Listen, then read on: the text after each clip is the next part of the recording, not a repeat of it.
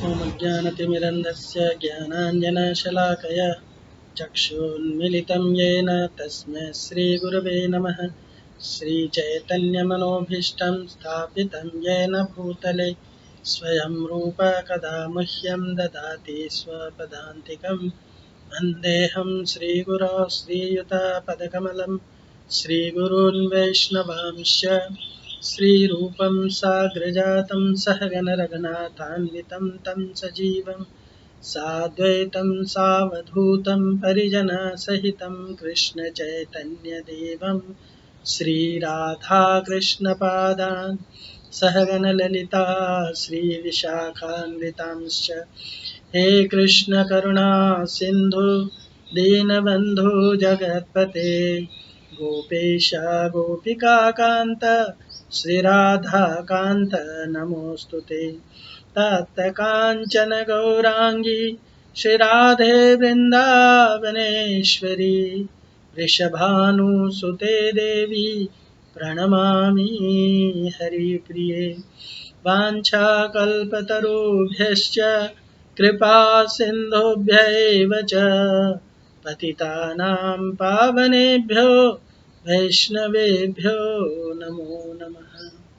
जय श्री कृष्ण चैतन्य प्रभु नित्यानंद श्री अद्वैत गदाधर श्रीवासादि गौर भक्तवृंद।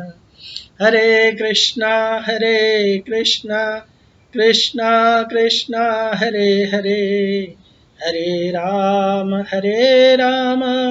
राम राम हरे हरे। हरे कृष्णा। तो आज हम लोग भक्ति रसामृत सिंधु में भक्ति कैसे की जाए इस टॉपिक पे चर्चा करेंगे कि भक्ति कैसे की जाती है। तो इसके अंतर्गत हम साधन भक्ति कैसे की जाए उसके बारे में चर्चा करेंगे। तो साधन भक्ति के 64 अंग की चर्चा करेंगे। ये 64 अंग क्या हैं, कैसे एग्जिस्टेंस मतलब कैसे उनका लिस्टिंग किया गया है, कहाँ से लिया गया है इत्यादि के बारे में हम लोग चर्चा करेंगे। तो साधन भक्ति के 64 अंग हैं और 64 अंगों में 20 अंग 20 प्रमुख अंग कहलाते हैं और 44 अन्य अंग कहलाते हैं। तो 20 प्रमुख अंग दो भागों में विभाजित हैं। 1 से लेकर के 10 तक जो है वो स्वीकृति के सिद्धांत हैं या प्रवृत्ति के सिद्धांत कहलाते हैं और 11 से लेकर के 20 तक जो है वो तिरस्कृति के सिद्धांत या निवृत्ति के सिद्धांत कहलाते हैं। बाकी जो अन्य 44 अंग हैं उसमें 21 से लेके 21 से लेके 59 तक साधना के अंग हैं और 60 से लेकर के 64 तक भक्ति के 5 प्रमुख अंग बताए गए हैं। तो इन अंगों की भक्ति रसामृत सिंधु के किस अध्याय में किन किन अंगों की चर्चा की गई है उसका यहाँ पे एक छोटा सा समरी जान लेते हैं। अध्याय 7 में भक्ति के 1 से लेकर के 18 तक के अंगों की चर्चा की गई है और चैप्टर 8 में 19वें अंग की चर्चा की गई है। अध्याय 9 में 20 से लेकर के 42 तक के अंगों की चर्चा की गई है और अध्याय 10 में 43 से लेकर के 46 तक के अंगों की चर्चा की गई है। अध्याय 11 में 47 से लेकर 53 तक के अंगों की चर्चा की गई है। अध्याय 12 में 54 से लेकर के 64 तक के अंगों की चर्चा की गई है और अध्याय 13 में फिर से 60 से लेकर के 64 इन 5 अंगों की चर्चा की गई है प्रमुखता से।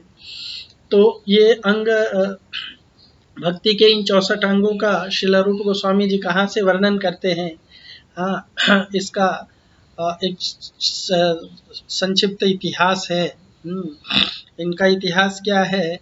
एक्चुअली भगवान श्री चैतन्य महाप्रभु सनातन गोस्वामी और चैतन्य महाप्रभु को रूप गोस्वामी को भगवान श्री चैतन्य महाप्रभु शिक्षा देते हैं। सनातन गोस्वामी को वाराणसी के दशाश्वमेध घाट पे और रूप गोस्वामी को प्रयाग के दशाश्वमेध घाट पे शिक्षा देते हैं। तो शिक्षा देते समय भगवान जो है उनके साथ में भक्ति के जो प्रमुख भक्ति के जो लक्षण हैं, उनकी चर्चा करते हैं, है ना।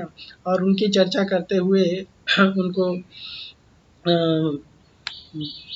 वृंदावन के जो लुप्त लीलाएं थी उन लीलाओं की चर्चा करते हैं और फिर उनको वहाँ पे इंस्ट्रक्शंस देते हैं कि क्या करना चाहिए क्या नहीं करना चाहिए। तो कहा गया है कि रूप गोस्वामी जो थे वो भगवान श्री चैतन्य महाप्रभु के डायरेक्ट डिसाइपल थे, और हमारे ब्रह्म मध्व गौड़िया संप्रदाय के आचार्य थे और हम सब लोग जो है रूपानुगा कहलाते हैं।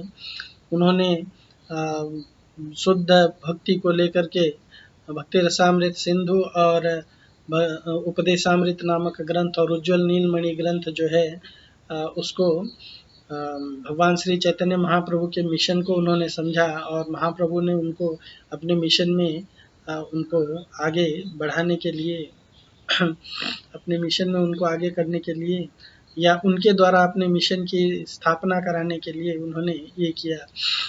कहा जाता है चैतन्य चरितामृत में कि वृंदावनीयम रस केली वार्ताम काले न लुप्तम निज शक्ति उत्कह संचार्य रूपे वेतनो पुनः सह प्रभुर्विधौ प्राक इव लोक सृष्टि।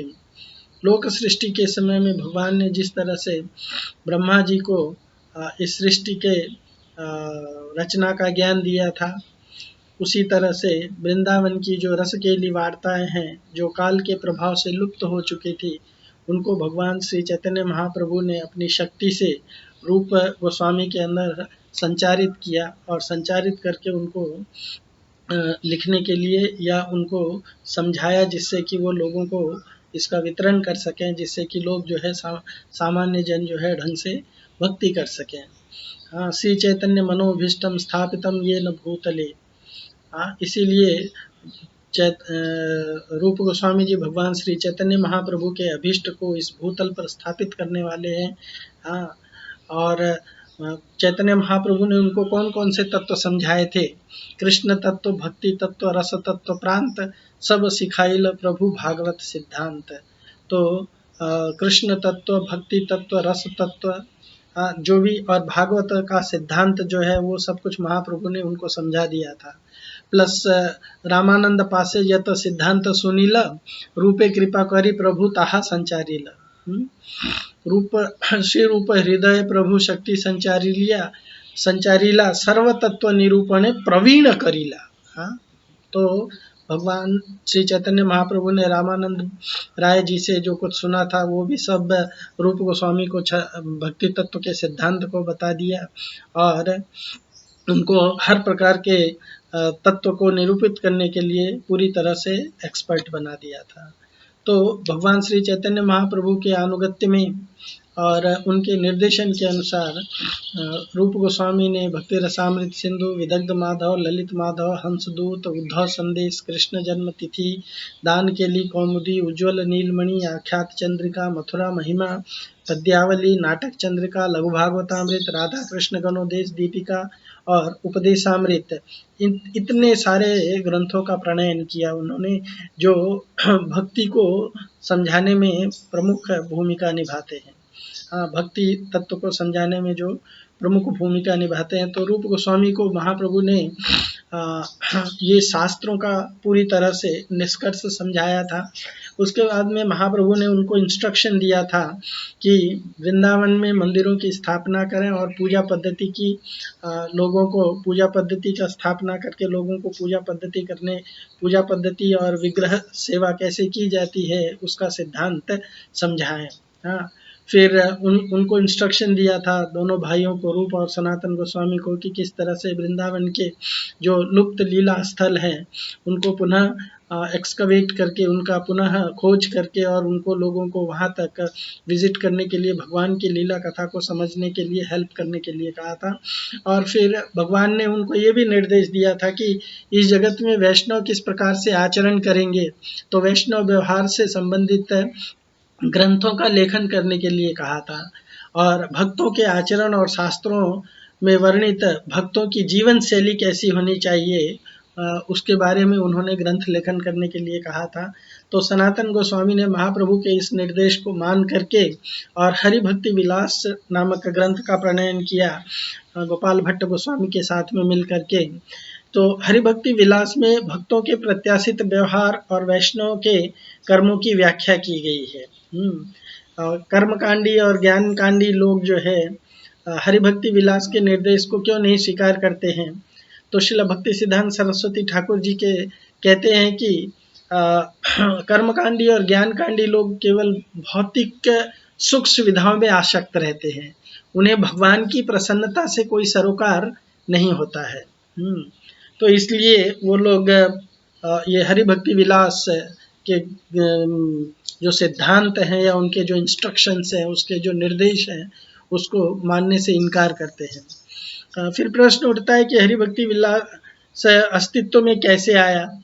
भगवान श्री चैतन्य महाप्रभु ने सनातन गोस्वामी से वैष्णव आचार पर एक पुस्तक लिखने का निर्देश दिया और सनातन गोस्वामी ने अपनी अयोग्यता जाहिर करते हुए निवेदन किया कि सूत्रकरी दिशा यदि करह उपदेश, आपने करह यदि हृदय प्रवेश।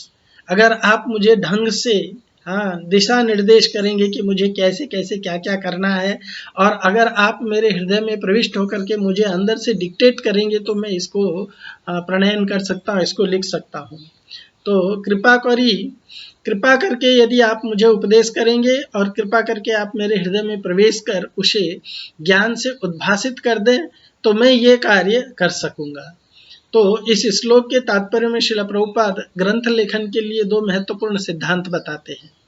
श्रील प्रभुपाद कहते हैं कि ग्रंथ लेखन के लिए किसी श्रेष्ठ अधिकृत व्यक्ति का अनुमोदन होना चाहिए। ऐसा नहीं कि जब मन में आया उठे और ग्रंथ लिखना शुरू कर दिया और उसको ग्रंथ कहने लगे। और दूसरा, जो व्यक्ति ग्रंथ लेखन कर रहा है वो वैष्णव व्यवहार में निष्णात होना चाहिए, यानी एक्सपर्ट होना चाहिए। उसको खुद वैष्णव व्यवहार अच्छी तरह से आना चाहिए, तभी वो, यानी कि अगर हम प्रचार करना चाहते हैं तो प्रचार के संबंध में जो सिद्धांत है वो हमारी समझ में आना चाहिए। तो इन ग्रंथों में 5 महत्वपूर्ण अंग या 5 महत्वपूर्ण मदों पर चर्चा की गई है। अर्चा विग्रह की सेवा, श्रीमद् भागवत श्रवण, भक्त संग, संकीर्तन और मथुरा मंडल वास।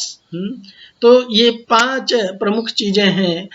64 अंगों में से ये 5 अंग जो हैं ये बहुत ही महत्वपूर्ण कहलाते हैं। और इन 5 अंगों का अगर किसी व्यक्ति ने जीवन में आचरण कर लिया तो 64 अंग में से अगर कोई अंग का आचरण नहीं भी कर पाता है तो कोई बड़ी बात नहीं है, लेकिन ये 5 प्रमुख अंगों का निश्चित रूप से उसको वर्णन आचरण में लाना चाहिए। जैसे अर्चा विग्रह की सेवा, श्रीमद् भागवत का श्रवण, भक्तों का संग, संकीर्तन और मथुरा मंडल या धाम में वास करना चाहिए। तो इस तरह से भक्ति रसामृत, हरि भक्ति विलास और भी बहुत सारे दूसरे अन्य ग्रंथों से, जैसे पद्म पुराण से या ब्रह्मांड पुराण से, इन ग्रंथों से निचोड़ निकाल करके श्रील रूप गोस्वामी जी ने हमको ये अंगों का तालिका प्रस्तुत किया है। और इन अंगों की तालिका में ऐसे तो कहा जाता है कि 64 अंग ही नहीं है, हजारों लाखों अंग हैं, लेकिन इनको समराइज करके 64 अंगों में रखा गया है। ऐसा इसलिए भी कहा जाता है कि एक एक अंग के बहुत सारे अंग हो सकते हैं। तो प्रवृत्ति और कर्तव्य रूप भक्ति के 10 प्रमुख अंग हैं, और निवृत्ति या न करने वाले या जिनसे निषेध कहा गया है, ऐसे 10 प्रमुख अंग हैं। तो पहले हम प्रवृत्ति के 10 मुख्य अंग जो हैं उसको समझने का प्रयत्न करते हैं। गुरुपादाश्रया तस्मात् कृष्ण दीक्षादि शिक्षणम, विश्रम्भेण गुरो सेवा साधु वर्तमानुवर्तनम, सद्धर्म परीक्षा भोगादित्याग कृष्णस्य हेतवे निवासो द्वारकादौ च गंगादेरापि सन्निधौ व्यवहारेषु सर्वेषु यावद् अर्थानुवर्तित हरिवासर सम्मानो धात्र्यस्वत्थादि गौरवम् येषामत्र दशांगानां भवेत् प्रारंभ रूपता। हाँ, इन 10 अंगों को प्रमुख अंग कहा गया है और भवेत प्रारंभ रूपता, इनको व्यक्ति को जरूर रूप से करना चाहिए। ये कर्तव्य रूप कर्म अंग हैं। तो ये कर्तव्य रूप अंग क्या कहलाते हैं, पहले हम इसको संक्षेप में थोड़ा भक्ति रसामृत सिंधु से जानेंगे, फिर शिला भक्ति विश्वनाथ शिला विश्वनाथ चक्रवर्ती ठाकुर जो है उनके जो भक्ति रसामृत सिंधु बिंदु, उससे थोड़े से अंगों के बारे में चर्चा और करेंगे। सो श्री गुरु चरणों का आश्रय लेना, श्री गुरुदेव से कृष्ण दीक्षा तथा भजनीय शिक्षा प्राप्त करना, विश्वास पूर्वक श्री गुरुदेव की सेवा करना, साधु भक्तों के मार्ग का अनुसरण करना, सद्धर्म या भजन रीति की जिज्ञासा करना, श्री कृष्ण की कृपा प्राप्ति के लिए भोग आदि यानी लोक पुत्र वित्त इत्यादि का परित्याग करना, द्वारका आदि में अथवा गंगा आदि के तट पर निवास करना, समस्त व्यवहारों में प्रयोजन के अनुसार आचरण करना, एकादशी जन्माष्टमी आदि तिथियों का सम्मान करना, आंवला और पीपल इत्यादि वृक्षों का गौरव करना। तो ये 10 प्रमुख प्रवृत्ति के अंग कहलाते हैं। और 10 निवृत्ति के या निषेध रूप 10 प्रमुख अंग कौन कौन से हैं उसके बारे में जानते हैं। संग त्यागो विदूरेण भगवद विमुखे जने शिष्यानुबंधित्वं महा आरंभानुद्यमम् बहु ग्रंथ कलाभ्यास व्याख्यावाद विवर्जनम् व्यवहार्यपकार्पण्य शोकाद्य वशवर्तितः अन्य देवा अविज्ञा च भूतान्विद अनुद्वेगदायिता सेवानाम अपराधानाम उद्भाव भावकारिता। कृष्ण तद्भक्ति विद्वेषे निंदा भक्तिद्या सहिष्णुता व्यतिरेकात्तयामीशां दशांगानां स्यादनुष्ठितिः। यानी भगवत विमुख लोगों का दूर से ही संग त्याग देना, शिष्य आदि का संबंध न रखना अर्थात अनेक शिष्य न बनाना, सांसारिक बड़े बड़े कर्मों का आरंभ न करना या आडंबरों का त्याग करना, अनेक ग्रंथ कला के अभ्यास व्याख्या तथा विवादों से बचना, व्यवहार में भी कृपणता का त्याग करना, शोक आदि के वशीभूत न होना, अन्य देवताओं की अवज्ञा न करना, प्राणी मात्र को उद्वेग न देना, सेवा अपराध तथा नाम अपराधों से यत्नपूर्वक बचना, श्री कृष्ण तथा उनकी भक्ति के विद्वेष अथवा निंदा को सहन न करना। तो उपरोक्त भक्ति के आचरण और निषेध रूप 20 अंगों में से 3 अंगों की प्रधानता है या बहुत ही प्रमुखता है। ये है गुरुपादाश्रया, गुरु चरणों का आश्रय लेना, देन कृष्ण दीक्षा शिक्षणम, श्री गुरुदेव से कृष्ण दीक्षा तथा भजनीय शिक्षा प्राप्त करना, और विश्वरंभेण गुरु सेवा, विश्वासपूर्वक गुरुदेव की सेवा करना। तो ये 3 प्रमुख अंग हैं। हम इनके बारे में डिटेल में जानेंगे, सभी अंगों के बारे में। पहले इन सब अंगों का एक लिस्ट जान लेते हैं। भक्ति के अन्य 44 अंग हैं।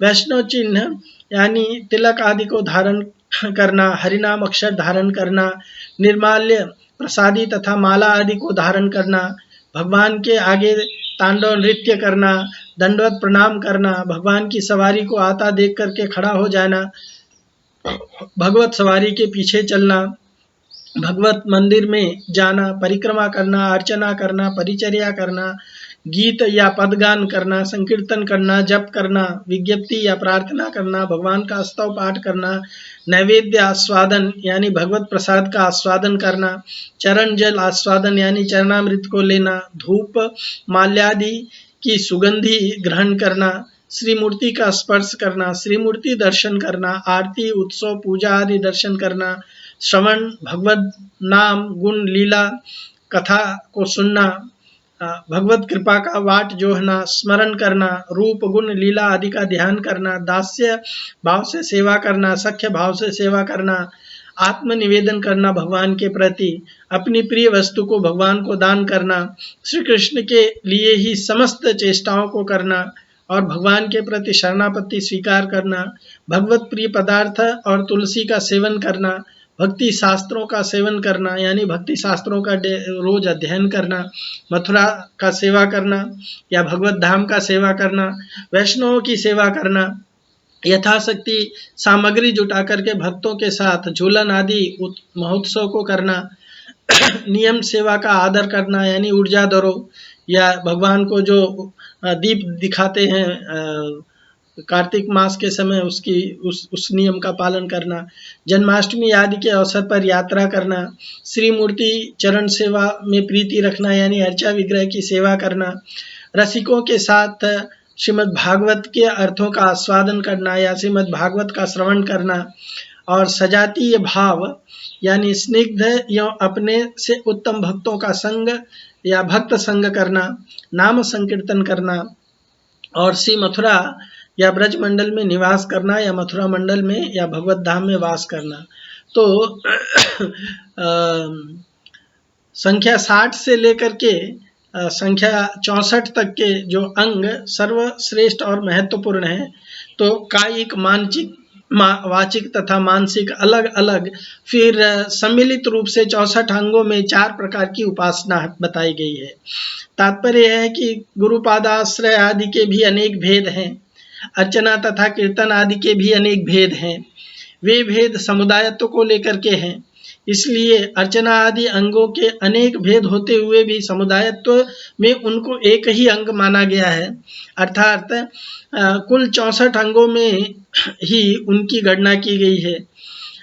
अब आगे ऋषि वचनों के अनुसार उपर्युक्त समस्त अंगों का उदाहरण के साथ में निरूपण करते हैं। उदाहरण के साथ में देखते हैं कि कैसे क्या करना चाहिए। तो हम लोग इसको देखते हैं कैसे किया जा सकता है। भक्ति शिला विश्वनाथ चक्रवर्ती पाद जी भी भक्ति के 64 अंगों के बारे में चर्चा करते हैं। अतः भजनस्य चतुष्टरी अंगानि गुरुपादाश्रयः कृष्ण दीक्षादि शिक्षण श्री गुरु सेवा साधु मार्गानुसार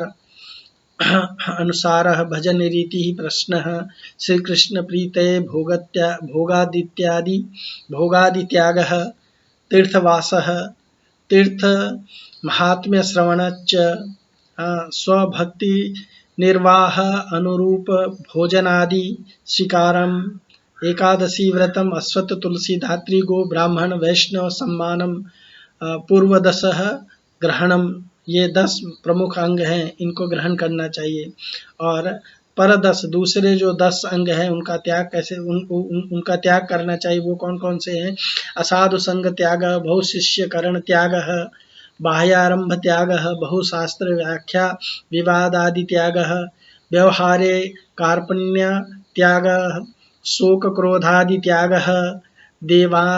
देवतांतर निंदा त्याग, प्राणी मात्रे उद्वेग त्याग, सेवा अपराध नाम अपराध त्याग, गुरु कृष्ण भक्त निंदा सहन त्याग। उसके बाद में फिर बाकी 44 अंग हैं।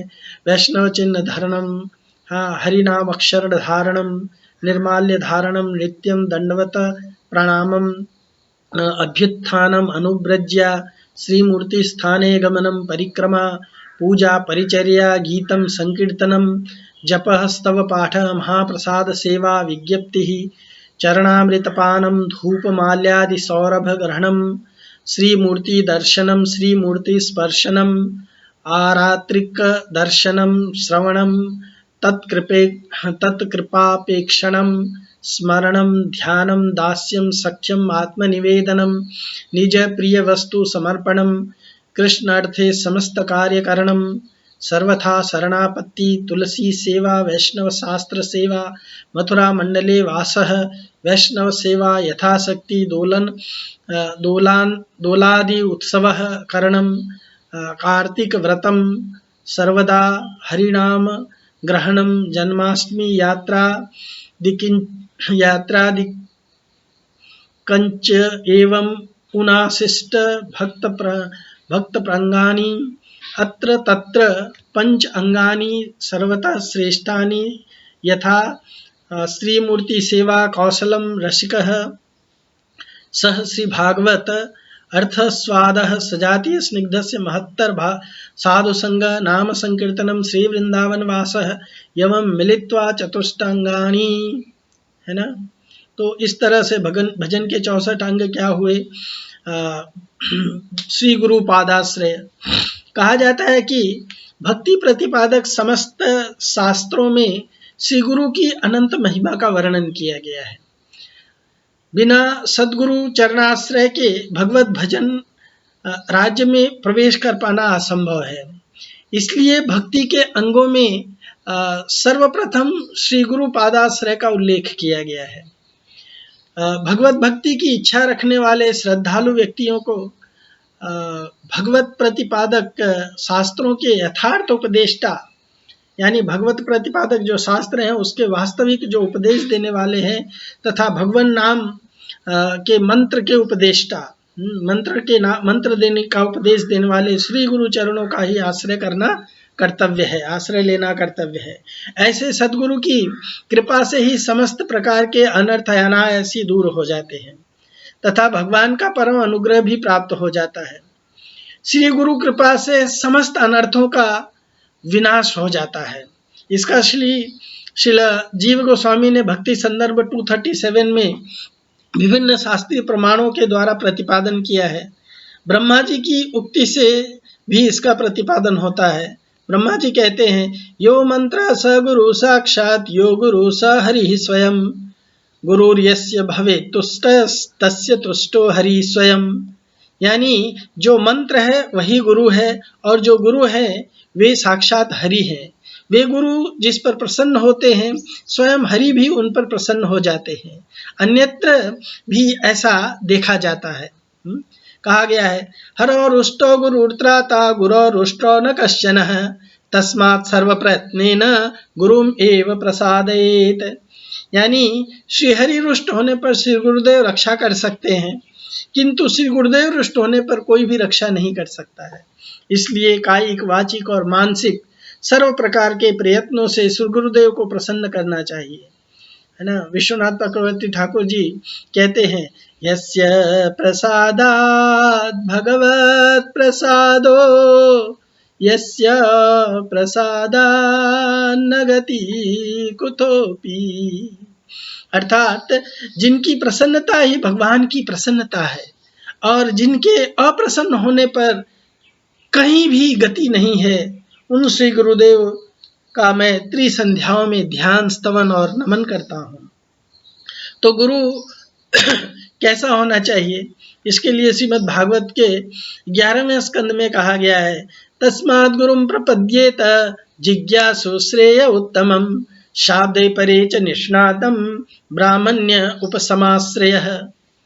श्रील जीव गोस्वामी ने शाब्दे परे च निष्णातं का अर्थ शाब्दे ब्रह्मणि वेदे तात्पर्य विचारेण निष्णात तथैव निष्ठा प्राप्तम, परे ब्रह्म निभग वदादि रूप आविर्भावेस्तु अपरोक्षानुभवेन। अर्थात जो शब्द ब्रह्म रूप वेदों के तात्पर्य निर्धारण में सुनिपुण है, परब्रह्म की साक्षात रूप से अनुभूति संपन्न है तथा सर्व प्रकार की अपेक्षाओं से शून्य है, उनको ही साध्य और साधन तत्व को जानने के लिए श्रवण के रूप में आश्रय करना चाहिए। उसी प्रकार श्रुतियों में भी कहा गया है, तद विज्ञानार्थम सगुरुमेवाभिगच्छेत् शमितपाणिः श्रोत्रियं ब्रह्मनिष्ठं ये मुंडक उपनिषद 1.2.12 में कहा गया है। अर्थात भगवत तत्व वस्तु का विज्ञान या प्रेम भक्ति सहित ज्ञान प्राप्त करने के लिए कल्याणकामी व्यक्तियों को हाथ में उपहार लेकर के वेद तात्पर्यज्ञ, वेद के तात्पर्य को जानने वाले और कृष्ण तत्वविद, कृष्ण तत्व में निपुण सद्गुरु के समीप तन मन और वचन के साथ गमन करना चाहिए। यहाँ श्रीलजीव गोस्वामी ने भगवत तत्व उपदेशकों को दो प्रकार का बताया है, सराग और निराग। सराग मतलब राग सहित, और निराग मतलब जो जिनको राग नहीं है या आसक्ति नहीं है। तो धन के लोभी और भोग सुखों की कामना रखने वाले उपदेशकों को सराग वक्ता कहते हैं। यानी जो धन के लोभी हैं और भोग सुख की कामना रखने वाले उपदेशक हैं, उनको सराग वक्ता कहते हैं। इन उपदेशकों का प्रभाव स्थायी नहीं होता है। सरस एवं सारग्राही परम भगवत भक्त ही निराग वक्ता कहलाते हैं। इस श्लोक में ऐसे निराग वक्ता के संबंध में ही समझना चाहिए। यानी इस श्लोक में जो कहा गया है कि तस्मात् गुरुं प्रपद्येत जिज्ञासु श्रेय उत्तमम, तद विज्ञानार्थम सगुरुमेवाभिगच्छेत, तो इसमें निराग भक्त को ही जानना चाहिए, जिसका किसी भी प्रकार का धन का लोभ या सुख भोग की कामना नहीं रहती है। श्रीलजीव गोस्वामी ने भक्ति संदर्भ में श्री गुरु तत्व के विवेचन में 3 प्रकार के गुरुओं का उल्लेख किया है। वो कहते हैं श्रवण गुरु, शिक्षा गुरु और दीक्षा गुरु। तो ये क्या होते हैं, इनके बारे में जानते हैं। श्रवण गुरु उनको कहते हैं जिनसे भक्त भक्ति और भगवत तत्व आदि के संबंध में श्रवण करता है, वे श्रवण गुरु कहलाते हैं। या जिनसे भक्त भक्ति और भगवत तत्व आदि के संबंध में श्रवण किया जाता है, वो श्रवण गुरु कहलाते हैं। श्रीमद् भागवत के 11वें स्कंद में 3रे अध्याय के 22वें में निमि नवयोगेंद्र संवाद में कहा गया है, तत्र भागवतान् धर्मान् शिक्षेत गुरु आत्मदैवतः अमायया अनुवृत्त्या यस्तुस्येद आत्मदो हरिहि।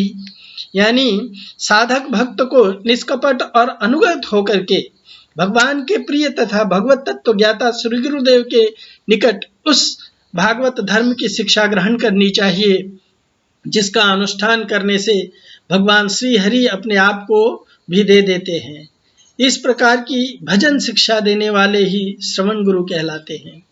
श्रवण गुरु बहुत हो सकते हैं, तो भी उनमें से अपने भाव के अनुरूप एक महत् पुरुष को ही भजन शिक्षा के लिए आश्रय करना कर्तव्य है। दूसरा कहते हैं शिक्षा गुरु। ऐसे योग्यता संपन्न अनेक श्रवण गुरुओं में से अनेक भावों के अनुकूल जो भजन शिक्षा देते हैं, उन्हें शिक्षा गुरु कहते हैं। भजनीय शिक्षा जो देते हैं, शिक्षा गुरु भी बहुत हो सकते हैं। फिर भी अपने भाव के अनुकूल विशेष रूप से एक ही शिक्षा गुरु होना उपयोगी होता है। क्योंकि कहा गया है कि बहुत सारे बहुशास्त्र बहुवाक्य चित्ते भ्रम होय। तो श्रवण गुरु और शिक्षा गुरु प्राय एक ही व्यक्ति हुआ करते हैं। अतः श्रवण गुरु भजन शिक्षा गुरुवोर प्राय एकत्वमिति ही भक्ति संदर्भ 20:6 में कहा गया है कि प्राय श्रवण गुरु और भजन गुरु या शिक्षा गुरु एक ही होते हैं। पहले जो तस्मात् गुरुं प्रपद्येत ये श्लोक आया था, और तत्र भगवतन् धर्मान् शिक्षेत या तद विज्ञानार्थम सगुरुमेवाभिगच्छेत, ये जो श्लोक बताया गया है, इन श्लोक श्रवण या शिक्षा गुरु के संबंध में ही बताया गया है कि तस्मात् गुरुं प्रपद्येत जिज्ञासु श्रेय उत्तमम, या दूसरा वाला तत्र भागवतान् धर्मान् शिक्षेत गुरु, और तीसरा है तद विज्ञानार्थम सगुरुमेवाभिगच्छेत श्रमित पाणि श्रोत्रियं ब्रह्मनिष्ठम। तो ये सब शिक्षा गुरु और श्रवण गुरु के बारे में ही बताया गया है। तीसरा जीव गोस्वामी जी बताते हैं दीक्षा गुरु के बारे में, जो विधियों के अनुसार उपासना का मंत्र प्रदान करते हैं, है ना। जो हमारे दीक्षा का मंत्र होता है वो प्रदान करते हैं, उन्हें दीक्षा गुरु या मंत्र गुरु भी कहते हैं। दीक्षा गुरु में पहले के जो गुरुओं के लक्षण बताए गए हैं, शिक्षा गुरु के लक्षण इत्यादि बताए गए हैं, या महत् पुरुषों के लक्षण बताए गए हैं। हाँ, जो मतलब बिना किसी लोभ और बिना किसी भोग इत्यादि के शिक्षा देने के लिए उद्यत रहता है। तो ऐसे जो लक्षण बताए गए हैं तथा सदगुरु के संबंध में बतलाए गए जो लक्षण समूह होने चाहिए, जैसे दीक्षा गुरु वेद के तात्पर्य निर्णय में पारंगत होना चाहिए, कुशल वक्ता होना चाहिए, भगवान की प्रत्यक्ष अनुभूति युक्त तथा विषयों में परम विरक्त आदि गुणों से संपन्न होने चाहिए।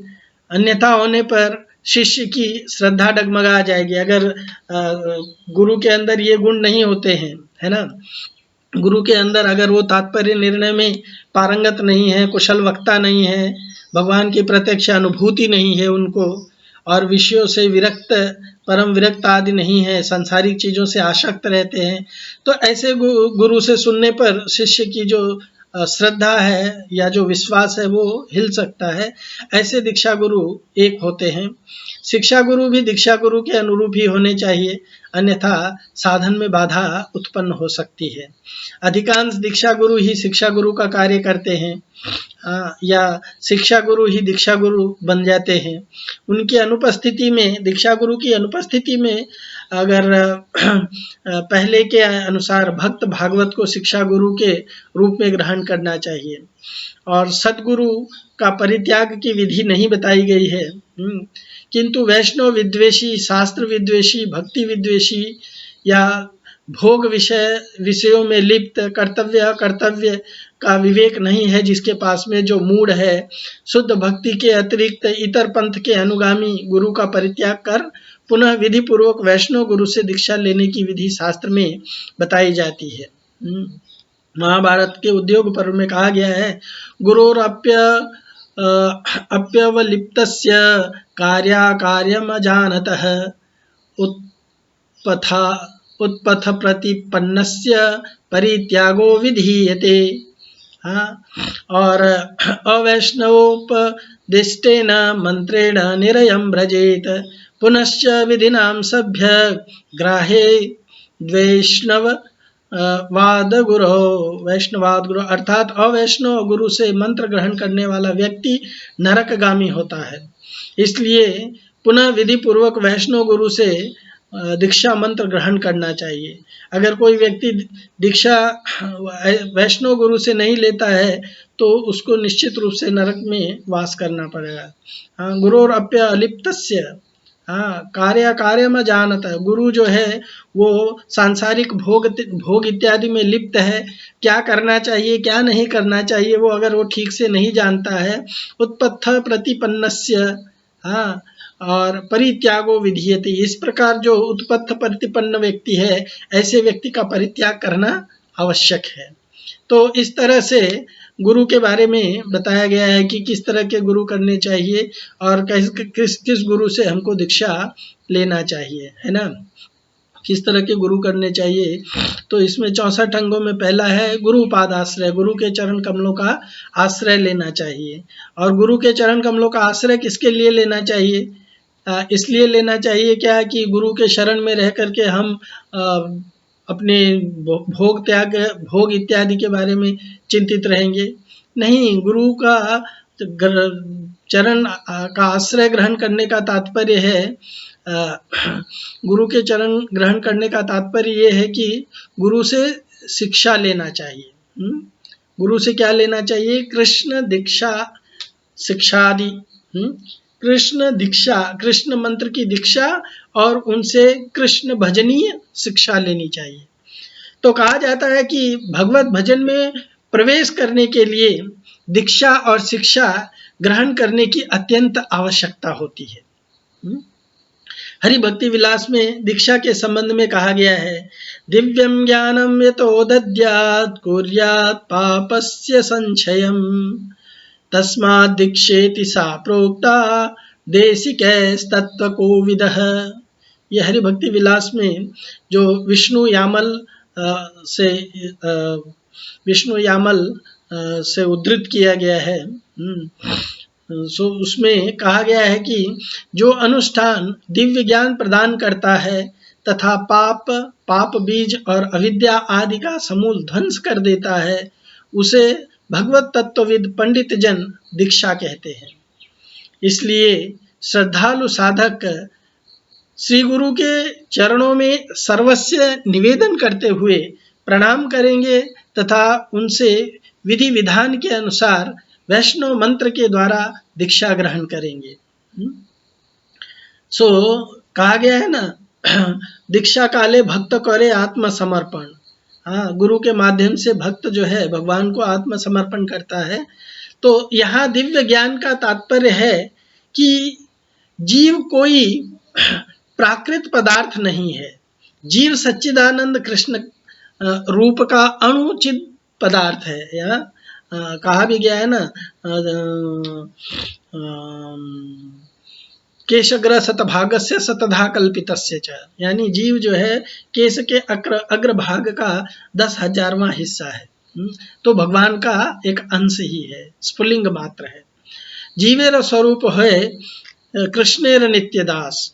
श्री चैतन्य चरितामृत में भी ऐसा ही कहा गया है। स्वरूपतः नित्य भगवत दास होते हुए भी जीव अपनी भगवत विमुखता के कारण अनादिकाल से विभिन्न योनियों में भटकता हुआ त्रिताप से दग्ध हो रहा है।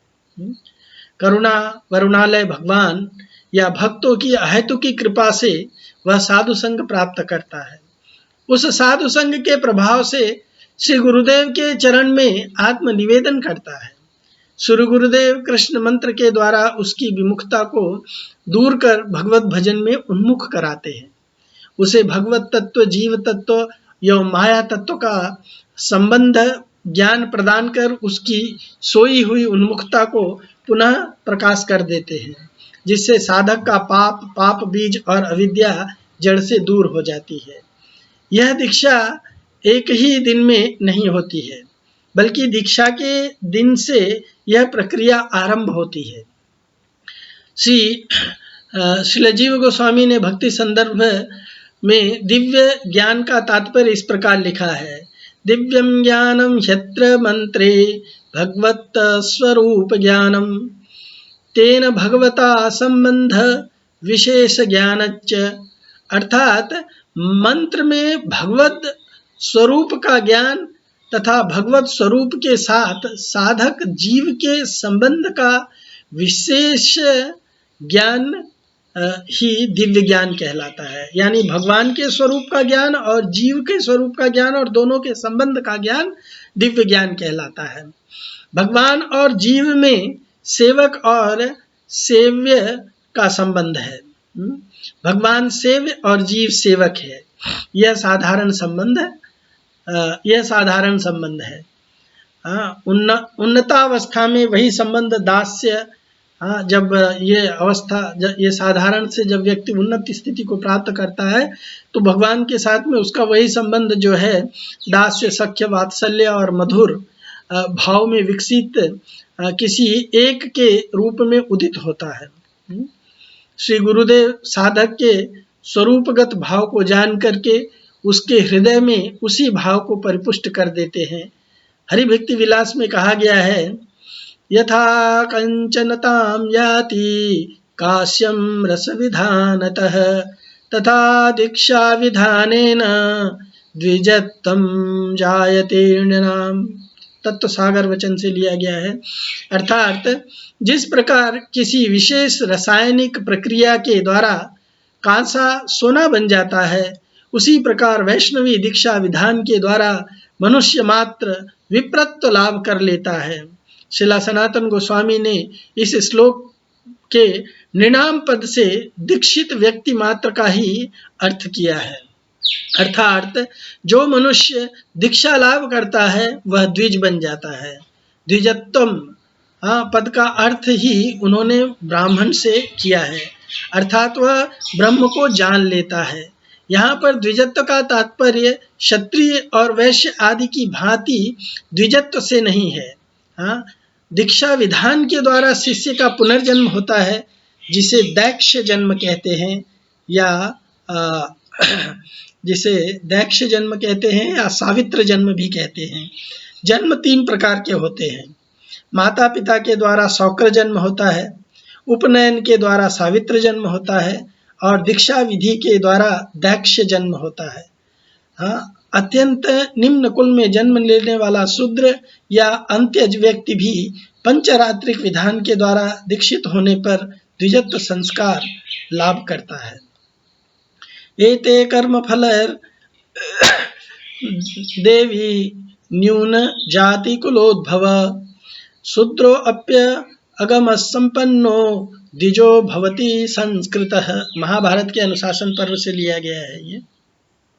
स्कंद पुराण के रूपमांगद रोहिणी संवाद में ऐसा कहा गया है, अदीक्षितस्य वामोरु कृतं सर्वनिरर्थकं पशुयोनि वाप्नोति दीक्षा विरहिति जनः। अर्थात हे वामोरु, बिना दीक्षा ग्रहण किए मनुष्य के समस्त शुभ कर्म निरर्थक हैं। हाँ, दीक्षा विहीन व्यक्ति पशु योनि को प्राप्त होता है। श्रील जीव गोस्वामी ने भक्ति संदर्भ में कहा है कि जिस प्रकार उपनयन संस्कार विहीन द्विज संतान को भी शास्त्राध्ययन और यज्ञ आदि में अधिकार नहीं है, उसी प्रकार दीक्षा के बिना मंत्र देवता के अर्चन पूजन का भी अधिकार नहीं होता है। यद्यपि भगवान नाम महात्म्य के संबंध में शास्त्रों में ऐसा देखा जाता है कि भगवान नाम में इतनी शक्ति है कि दीक्षा, सक्रियता या पुरश्चर्या आदि विधियों के बिना भी जिह्वा के स्पर्श से ही हरिनाम फल प्रदान करने में समर्थ है। नो दीक्षाम न च सक्रियाम च, नो दीक्षा न त सत्क्रियाम न च पुरश्चर्याम मनागीच्छते मंत्रो अयम रसनास्पृग्येव फलति कृष्ण श्री कृष्ण नामात्कम। पद्यावली से श्रीधर गोस्वामी कृत श्लोक से है। इस विषय में श्रील जीव गोस्वामी भक्ति संदर्भ में ऐसा कहते हैं कि ऐसा होने पर भी पूर्व श्री नारद आदि पूर्व महाजनों ने जैसे श्री गुरुदेव के निकट दीक्षा आदि ग्रहण करके अपना साधन भजन किया है, अपने इष्ट देव की पूजा आदि किया है, उसी प्रकार उन महापुरुषों के अनुगत जनों को भी श्री गुरुदेव से भगवान मंत्र में दीक्षा ग्रहण करनी चाहिए, क्योंकि दीक्षा ग्रहण किए बिना श्री भगवान के साथ दास्य आदि संबंधों का उद्बोधन नहीं होता है। वह संबंध केवल मात्र श्री गुरु चरण के द्वारा ही स्थापित होता है। श्री चैतन्य महाप्रभु एवं उनके अनुगत गोस्वामियों तथा उनके अनुगत जनों में आज तक भी दीक्षा की रीति प्रचलित है।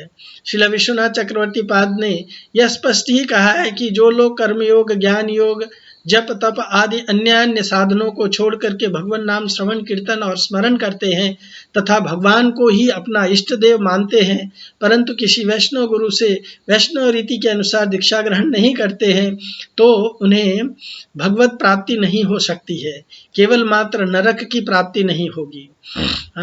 अथवा दूसरे जन्म में पूर्व जन्म कृत भजन के प्रभाव से साधु संग प्राप्त करेंगे तथा श्री गुरु चरणाश्रय दीक्षा आदि भक्ति के क्रम मार्ग में भगवत भजन प्राप्त कर सकेंगे। श्रील सनातन गोस्वामी ने कहा है, एवं श्री भगवान सर्वैर सालग्राम शिलात्मकः द्विजय स्त्रीभिश्च शूद्रश्च पूज्यो भगवतः परै ब्रह्मण क्षत्रिय दिशाम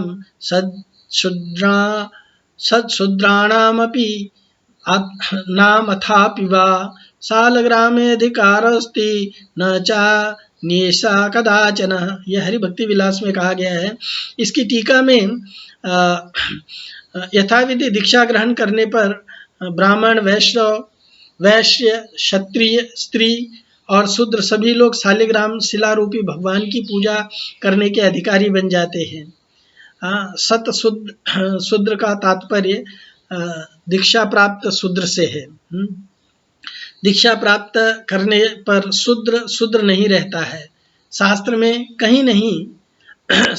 कहीं कहीं स्त्री और शूद्र के लिए शालिग्राम शिला के सेवा का निषेध वाक्य देखे जाते हैं, किंतु दीक्षित व्यक्ति के लिए यह निषेध वचन नहीं है। अदीक्षित के लिए समझना चाहिए। यथाविधि दीक्षा गृहीत्वा भगवत भजना भगवत पूजा परय सद्भिर इत्यर्थः। यानी श्री भक्ति रसामृत सिंधु के श्रीमद् भागवत के 11वें कैंटो के 3 अध्याय के 22वें श्लोक को उद्धृत करते हुए कहा गया है, तत्र भागवत अंधर्मान शिक्षेत गुरु आत्मदैवतः अमाययानुवृत्त्या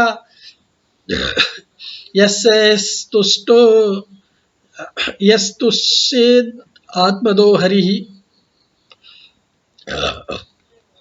अर्थात श्री गुरुदेव को अपना हितकारी, परम बांधव और परम आराध्य हरि स्वरूप जानकर निरंतर निष्कपट होकर के उनका अनुसरण करना चाहिए तथा उनसे उस भगवत धर्म की दीक्षा ग्रहण करनी चाहिए जिसके अनुशीलन से आत्मप्रद हरि संतुष्ट हो जाते हैं।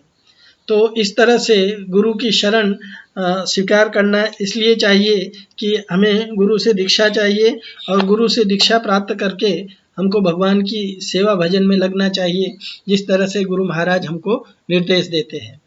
और अब हम लोग गुरु से संबंधित जो तीसरा प्रमुख प्रवृत्ति का विषय है वो हम लोग अगले चर्चा में डिस्कस करेंगे, जिसमें प्रीतिपूर्वक गुरु सेवा से संबंधित विषय है। तब तक के लिए आपका बहुत बहुत धन्यवाद। Hare Krishna. Thank you so much.